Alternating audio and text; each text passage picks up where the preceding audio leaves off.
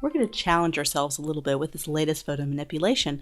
We're going to use over 5 to 6 different photos to create this kind of culmination of this little atmosphere with a little girl walking into a mysterious door to another world. So this is the first photo we're going to be cutting out. We're going to cut out the door, and then we're going to place it onto a background, and we're going to have our girl walk into the door. So I wanted to pick a photo that was not an easy cutout, just to kind of show you some of my problem solving avenues I go down if I have a photo that's not perfect. So you can see kind of the leaves come in here, but we're going to be able to use the spot healing brush tool and the clone tool to be able to replicate that wood texture and get that to go away. So I'm just going to do a rough cutout of the door. I'm just using the polygon lasso tool. And the reason I chose this tool is it has a very low contrast door, especially up here. I'll go ahead and show you up here. Up here in this area is really low contrast, so some of our tools that automatically select pixels will probably not do a very great job at selecting it. So I'm just doing a manual selection. It's got nice right angles. I can go up to select and mask if I wanted to and smooth that out if I felt like it needed to be smoothed, or just add a slight feather, but nothing too dramatic. I'm going to go ahead and click OK. And I have my door selection. I'm going to copy our door. We can even bring in this other piece of the door. So I'm just going to hold down Shift so I can go ahead and select this portion of the door. We can always Photoshop that portion if we feel like that door is not fitting with our theme. So I got that in. Could go ahead and copy that. We're going to paste it into our environment here. We're going to go ahead and size this down. This is already a very high resolution photo I'm putting it in. We want to find the nice size and balance for this photo. We don't want the door to look like it's oversized or the girl to look like it's oversized. But we want to be able to have it big enough so they can really see all the details.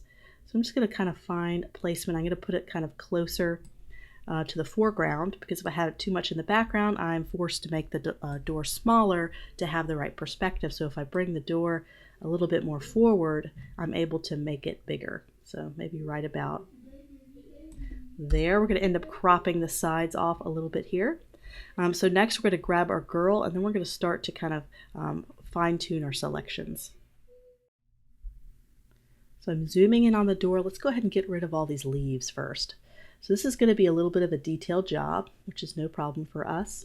We're just cleaning up our selection, and we want to get rid of all those leaves. So a couple things we could do. We could try the spot healing brush tool first to see how that works. And we're going to take fairly small samples, as it works really good with small samples. You can click once and kind of see how it does. It's doing a pretty good job. So I'm going to continue. If it does a great job, I will continue to use it until it doesn't. So I'm just kind of brushing these areas, trying to get that wood texture adapted.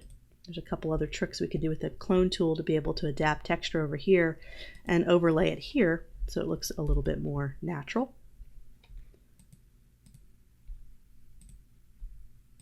I'm just clicking on the spot healing brush tool, getting rid of some of the obvious ones.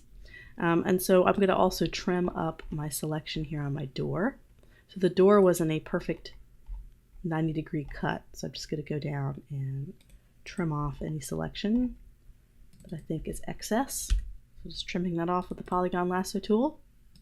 So now I'm going to take the clone tool. Here's what I'm going to do. I want to take a sample of this. This is going to be hard to use the spot healing brush tool, because it looks to be, you have this part of the board and you have that part of the board or the wood. That's going to be hard to do with the spot healing brush tool. So let's go ahead and select just the area that we need to work with, which is going to be kind of this dark wood piece right up here. And I'm going to grab the clone tool, and I'm going to try to get the right size brush.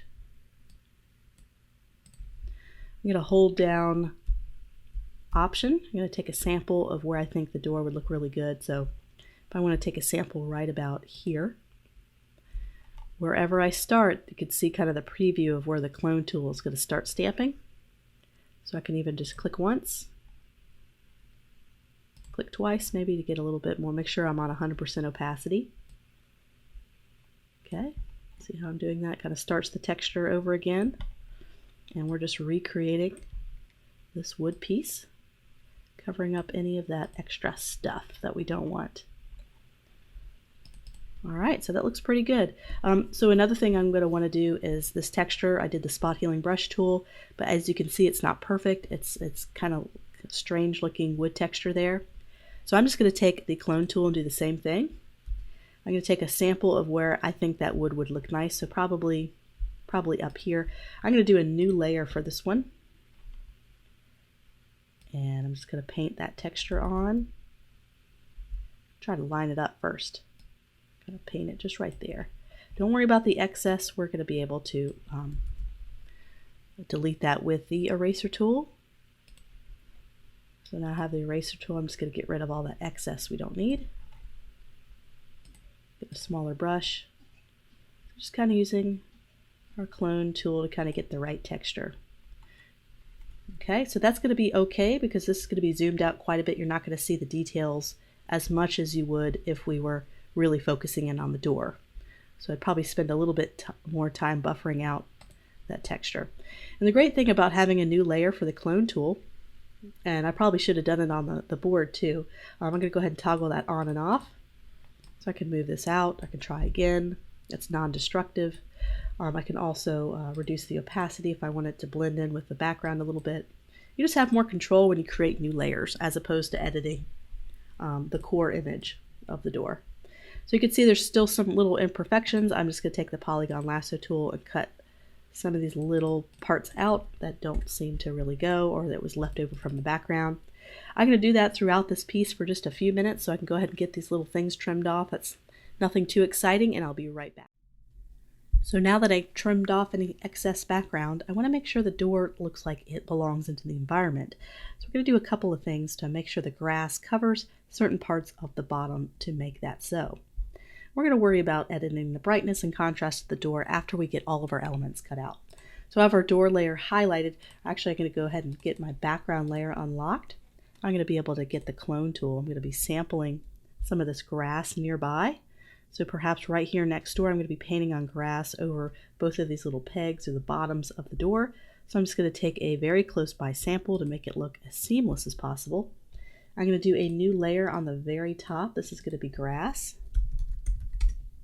And I'm just going to paint on. And I could use the hard round tool and see how that looks. That might look a little too... This is why I like using the soft round because it's much more softer. I'm going to use a little bit of a smaller brush so it doesn't look too feathered. We don't want to have it look too feathered. Just enough to kind of cover up our door a little bit. We don't need quite as much.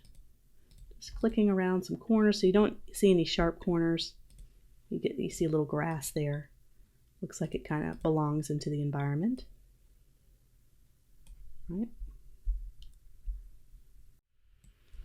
So we're going to add shadows. We're going to do a new layer. We're going to title this shadow. We're just going to paint on our shadows. We're going to make sure this is the topmost layer because we don't want the grass to be, we want the grass to cast shadow. So we have the shadow at the very top for right now. We're just going to grab the paintbrush tool. We have it as soft round and we're just going to do black. We're just going to paint on where we think the shadows might be cast a little bit from these objects. Of course, we'll figure out lighting. This shadow may end up changing at some point. So I'm going to reduce the opacity of that just a little bit and then grab our eraser tool. Just going to erase any of the shadow on the door since the shadow will not be cast on the door itself, just on the grass. Just cleaning up our little selection here.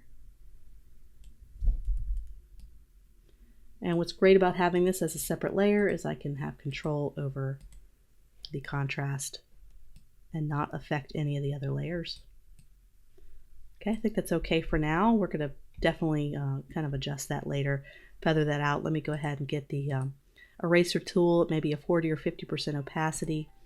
Just kind of smooth out the edges a little bit so they just have a smoother transition, you know, and they feather out a little bit. Okay, so there's our door. Definitely need to work on the shadows a little bit more, but let's go ahead and bring in the photo of the world that the girl is going to be walking into. And we're going to grab that next.